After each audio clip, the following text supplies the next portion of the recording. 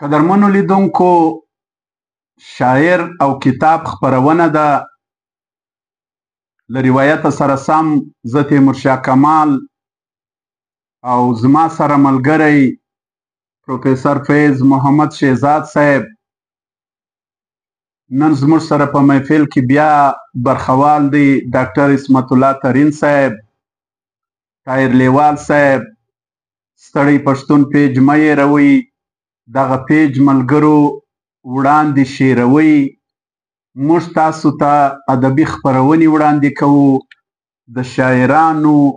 د سویلي پښتونخوا او د شمالي پښتونخوا د لیکوالو او ځوانانو شاعرانو کلامونه په تاسو اورو او تاسو ته د هغه کتابو پیژندګلو کوو کوم کتابونه چې سویلي پښتونخوا کې چاپ سوي دي په تیره لسیزه کې یا په روانو څو کلو کې او تر ګرځو لاندې وو موږ یې پیاوړي لیکوال یو وار بیا تاسو ته راوړاندې کوو او په تاسو یې پیژنو د ستړي پښتون پیج د لارې دغه کتاب نن موږ تاسو ته وړاندې کوو تاسو به خپله دغه شاعر وپیژنئ د دې کلام څخه بیا به یې موږ و تاسو ته تعارف هم وکړو شهزاد صاحب ارشاد نن چې موږ پر کم کتاب باندې خبره کوو د هغه کتاب څښتن په خپل یو کلام کې وایي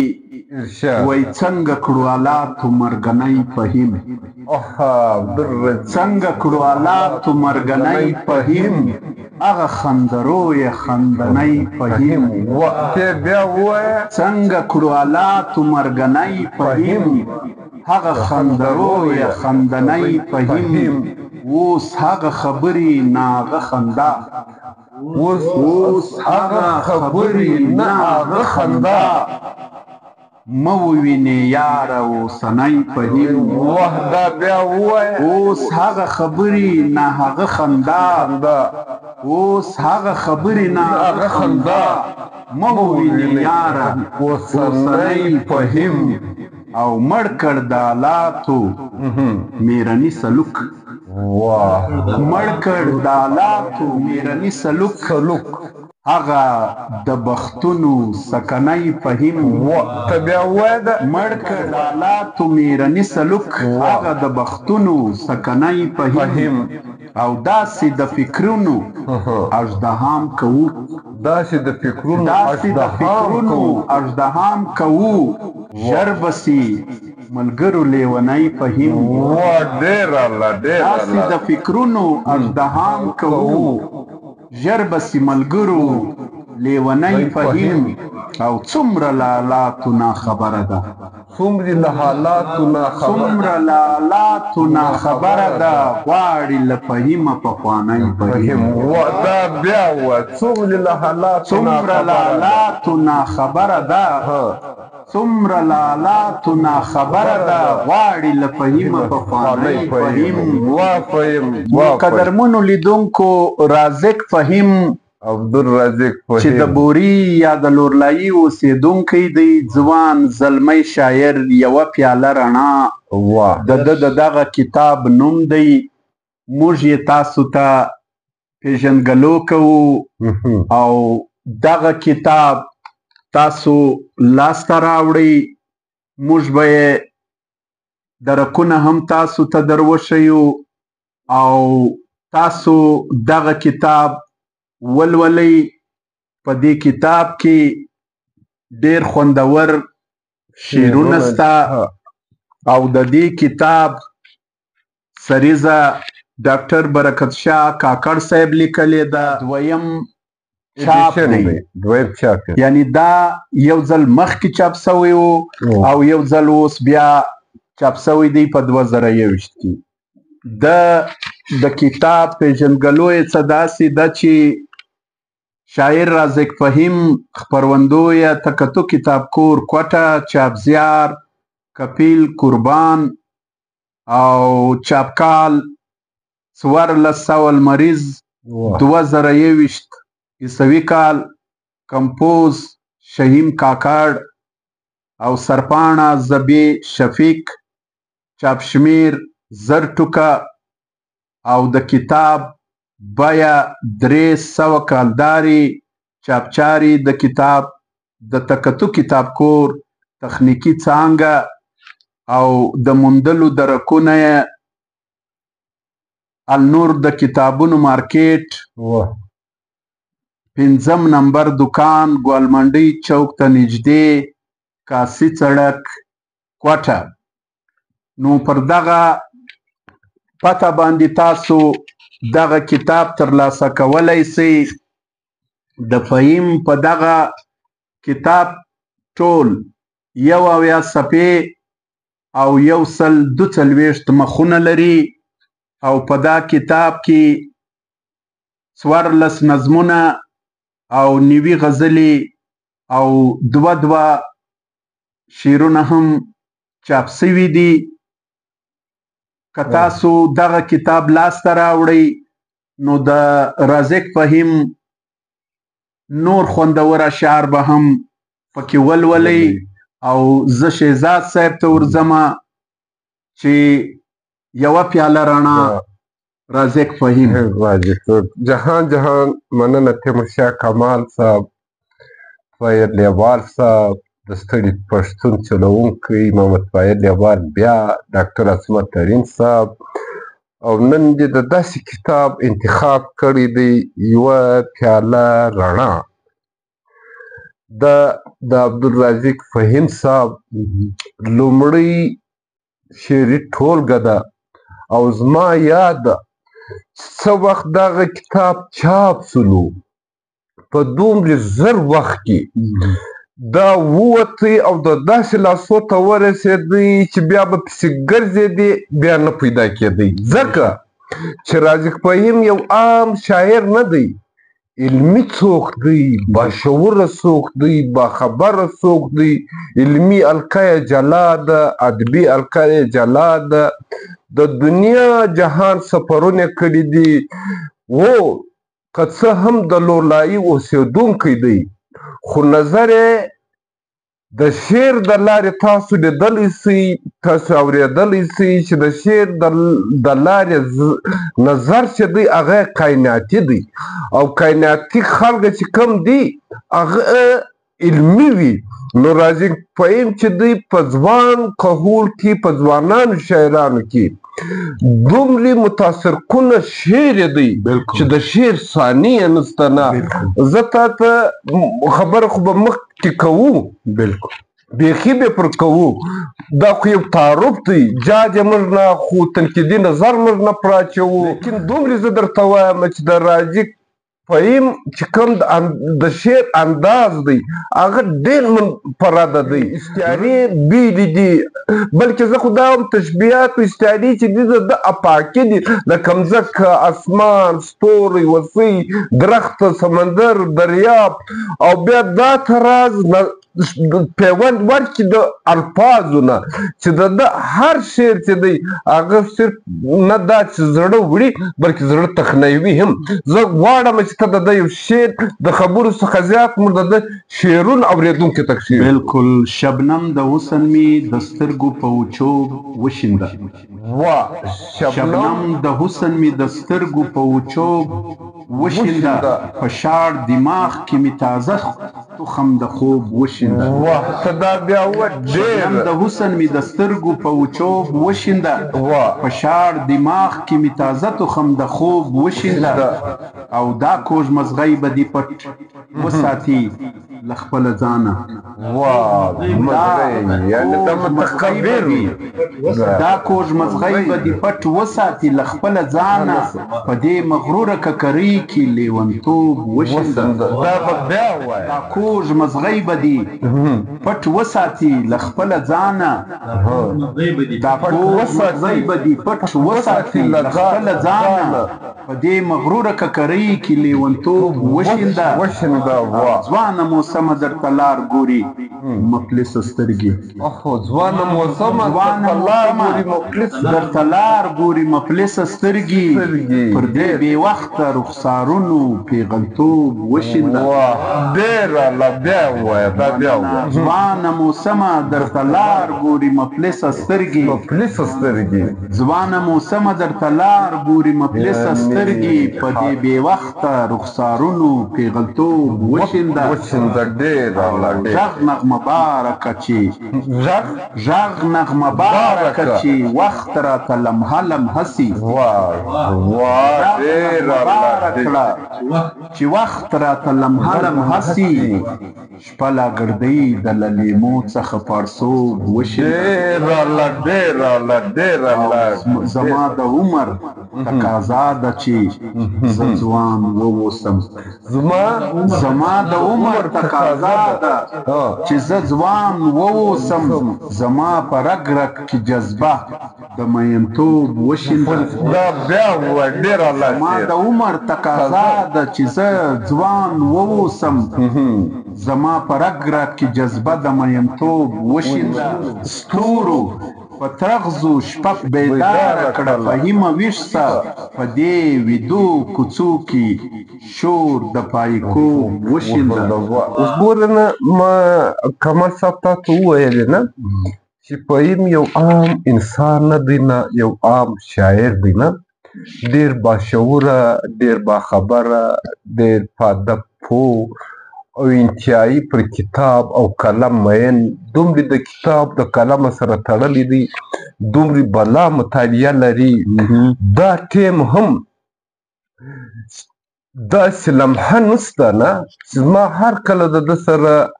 لیدل سوي دي کتل سوي دي ټلیفون سوی دی دی و قلم و کتاب او د ده مصروفیات چې څومره الله ده ته ښایست ورکړی دی دغه ښایست یې په شعر کې دی او د ښایست شعر چې کوم دی هغه یې په خیال کې دی د خیال ښایست چې کوم دی هغه یې په فکر کې دی یعنې دا ټول چې سره یو ځای سي او بې اساسه څوک دی سنجده څوک دی مطالعې والا څوک دی علم والا څوک دی د داسې خلکو څخه یقینا د داسې ښه شعر توقع کېدلی سي نه او زما امید دی نه بلکې زه په یقین سره وایم چې کم سند د ده دغه یوه پیاله رڼا د ده تخلیق کم سند پیدا کړي نه د ده را روان تخلیقات چې دي نه هغه به در دې زیات خوندور وي ځکه چې د ده تجربه د ده تجزیه او بیا تاثراتي نظر چې کم دی دا د عامو خلکو سره د ده نظر ډېر بیل دی شعر یې هر چا ته دومره اپیل لري دومره خوند او تاسو به کې علاقایي الفاظ یې داسې په خوند راوستلي دي او داسې هجه و لهجه یې ورته ایښې ده چې په شعر کې هم کمال دی په فکر کې هم کمال دی په خیال کې هم کمال دی داسې شاعران و ټولنې ته و ژوند ته ډېره توقع ده چې ډېر څه به ورکړي چې یو بل غزل شعر ډاکټر صاحب ارشاد رازق فهیم وایي د فطرت غوندې مین دی د ښکلا غوندې سړی دی د فطرت غوندې مین دی د ښکلا غوندې سړی دی چې له ما سره اوسېږي یو جلا غوندې سړی دی مین دی د ښکلا غوندې سړی دی چې له ما سره اوسېږي یو جلا غوندې سړی دی بې رشتې بې تعلقه چې زما پېژندګلوي دی بې رشتې بې تعلقه چې زما پېژندګلو دی یو خوشبو غوندې احساس دی یو هوا غوندې سړی دی بې رشتې بې تعلقه چې زما پېژندګلو دی بې رشتې بې تعلقه چې زما پېژندګلو دی یو خوشبو غوندې احساس دی یو هوا غوندې سړی دی زما د هر زخم ثواب دی زما د هر زخم دوا دی زما د هر زخم ثواب دی زما د هر زخم دوا دی په قاتل چې مسما دی مسیحا غوندې سړی او ما له خپلې لارې چپ کړي ما له ما څخه جلا کړي ما له خپلې لارې چپ کړي ما له ما څخه جلا کړي ما سره پر لار ملګری یو زما غوندې سړی واه ډېره دا بیا ما له خپلې لارې چپ کړي ما له ما څخه جلا کړي ډېره الله ما له خپلې لارې چپ کړي ما له ما څخه جلا کړي ما سره پر لار ملګری یو زما غوندې سړی او ای د ښکلي زړه مالکه زړه له ځانه سره کښېږده زړه له ځانه سره کښېږده دا فهیم چې ورته وایي بې پروا غوندې سړی وارې بیا موضوع بیا پروا نه دی داسې پر هر څه نظر لري ای د ښکلي زړه مالکه زړه له ځانه سره کښېږده ای د ښکلي زړه مالکه زړه له ځانه سره کښېږده دا فهیم چې ورته وایي بې پروا غوندې سړی زه دا وایم د ده پر شعر د ده پر فن د ده پر شخصیت بنوشهزاد څه ووایي کله ده چې دا وویلې چې دا لاندې مصرع ته ووایه ای د ښکلي زړه مالکه زړه له ځانه سره کښېږده دا فهیم چې ورته وایي بې پروا غوندې سړی او ما در ټول دوږي بې پروا هم نه دی ځکه د ده چې پر چا نظر دی د هغه څخه زیات د خلکو پر ده نظر دی د ده پر فکر یې نظر دی د ده پر تحریر یې نظر دی د ده پر علم یې نظر دی په دې چې ما په ابتدا کې وویلې چې دا څه وخت مارکېټ ته د ده دغه شعري ټولګه راغله په ډېر لږ وخت کې نه دا نایابه شوله کور یې د کفیل قربان ودان چې د تکتو کتابکور مالک دی هغه راولاړ سلو چې ډیمانډ و د ده څه هر څوک چې به راتلی د ده په دوکان کې به د رازق فهیم شعري ټولګه غوښتله دی راولاړ سو دا شعري ټولګې دویم وار ما غوندې تا غوندې هر په پښتو باندې مین چاپ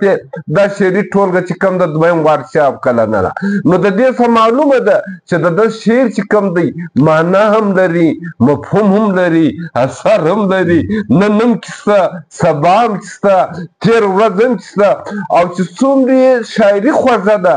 د غوندې دی خوږ انسان دی شفیق انسان دی مهربان انسان دی بې رښتې د سړي ورسره رشته سي دی خو دغه نارې ویي نه چې زما بې رښتې ورسره رشته خو زه دا وایم دی داسې څوک دی د انسان بې تعلقه ورسره تعلق سي بې رښتې ورسره رشته سي په دې چې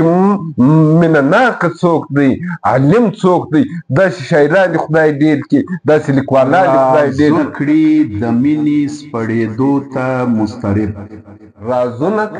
رازونه کړي د مینې سپړېدو ته مسترب د خپل عمل په خپله غمازي د شاعري واه ته بیا وایه رازونه کړي د مینې سپړېدو ته مسترب واه ډېر رازونه کړي د مینې سپړېدو ته مسترب د خپل عمل په خپله غمازي د شاعري واه ډېر غله دي د ښایست د رموز غله دي احساسات واه ډېر غله دي د ښایست د رموز غله دي احساسات د ژوند و د معافه گواهی د شاعري واه ډېر د ژوند د منزلونو هدفونه پکې ورک د ژوند د منزلونو هدفونه پکې ورک فهیمه د عمرونو جواري د شاعري کمال صاحب زه به مختصرا دا ووایم چې شاعر خو هسې د کام سترګې وي بلکل او هر څوک شاعر کېدلی هم نسي هر څوک تخلیقات کېدلی هم نسي فهیم په رښتیا چې شاعر دی په رښتیا چې تخلیقکار دی د مینې جوړ انسان دی د تخلیق چې کوم دی یو سمبول دی علمي القای هم شته ادبي القای هم شته لکه برکت شاه کاکړ صاحب چې دی خلیل باور صاحب چې دی خصوصا عارف تبسم صاحب او د دوی مشر چې کوم دی خیر محمد عارف صاحب د ده یو داسې خوږ مزاج دی یو داسې خوږ انسان چې څنګه شاعري خوږه ده دا خوږوالي د ده په وجود کې دی دا د ده د فطرت یو حصه ده داسې انسانان داسې لیکوالان داسې شاعران وخت ته ضرورت دی ټولنې ته ضرورت دی مختصر به زه دا ووایم نه چې فهیم په رښتیا چې د منفرد لهجې یو منفرد شاعر دی او په اخر کې ته یو کلام درته وړاندې وای درد می کړه غبار می کړه لوګی می کړه واه ډېر درد می کړه غبار می کړه لوګی می کړه ستا د اختیار می کړه پردی می کړه واه بیا ووایه ډېر الله درد می کړه غبار می کړه لوګی می کړه ستا د اختیار می کړه پردی می کړه ویلی سوم له خپله تا ووسومه ویلی سوم له خپله تا ووسومه ستا د سترګو څار می کړه یخی می کړه دا بیا ووایه ډېر ویلی سوم له خپله تا ووسومه ویلی سوم له خپله تا ووسومه ستا د سترګو څار می کړه یخی می کړه مات سوم ابته به سم ضایع به سم مات سوم ابته به سم ضایع به سم روغ می که د کار می کړه یو شی می کړه ډېر الله ډېر الله ریز مریز خور سوم په خیالونو کې ریز مریز خور سوم په خیالونو کې ټول می کړه پر لار می کړه سړی می کړه هم سړی دی هم غمی دی ستا وجود کې پټ صلاحیت یما ستا وجود کې پټ صلاحیت یما ویش می کړه بیدار می کړه ژوندی می کړه ډېر الله ډېر الله ډېر زه دومره له ځان سره عادت نه یم زه دومره له ځان سره عادت نه یم راسه در نظار می کړه نیمۍ می کړه دا بیا ووایه زه دومره له ځان سره عادت نه یم راسه در نظار می کړه نیمۍ می کړه او ستا له ضرورته څخه ووتم ستا له ضرورته څخه ووتم مات می کړه ګزار می کړه بنګړی می کړه ډېر الله دا بیا ستا له ضرورته څخه ووتم مات می کړه ګزار می کړه بنګړی می کړه ورک نسم و ځان ته هم رقیب نسم ورک نسم و ځان ته هم رقیب نسم وفای معیار می کړه زړګی می کړه مختصراً به موږ دا وایي چې مې زړګی دی او ګر سره غمی دی او په سر کې سړی دی او داسې سړی داسې غمی او داسې زړګی دی د هر چا چې کوم دی نه ملګری دی وي راتزبندی دی وي خوشحاله دی اوسي او الله دې سلامت لري قدرمنو لیدونکو شاعر او کتاب خپرونه ده د پیاوړي لیکوال پښین په دغه سلسله کې موږ تاسو ته د سویلي پښتونخوا او شمالي پښتونخوا قدرمن لیکوال او شاعران معرفي کوو یوه پیاله رڼا د رازق فهیم صاحب شعري دویم چاپ شعري ټولګه ده دغه کتاب لاسته راوړئ ویل ولئ د شاعرۍ او د خوندورو احساساتو جذباتو ډکه شاعري ده که تاسو دا شاعري ولولئ نو پر شعر به مو نور هم طبیعت برابر سي او مخته به د نورو شاعرانو هم مینه در سره زیاته سي د فهیم شاعري د لذته ډکه ده نو لکه څنګه چې تاسو ته معلومه ده پیاوړي لیکوال هر اتوار تاسو ته شاعر او کتاب خپرونه وړاندې کوي د ستړي پښتون پیج د لارې نو په اخره کې زه د نن د خپرونې په پای کې زه تیمورشاه کمال او پروفیسر فیض شهزاد صاحب ډاکټر اسمت الله ترین صاحب او طاهر لیوال صاحب او زموږ د ټیم ټول ملګري له تاسو اجازه غواړو تر روان اتبار مو پر الله سپارو ژوندي او ګړندي اوسئ ویډیو مخته ملګرو شیروئ ستاسو یو جهان مننه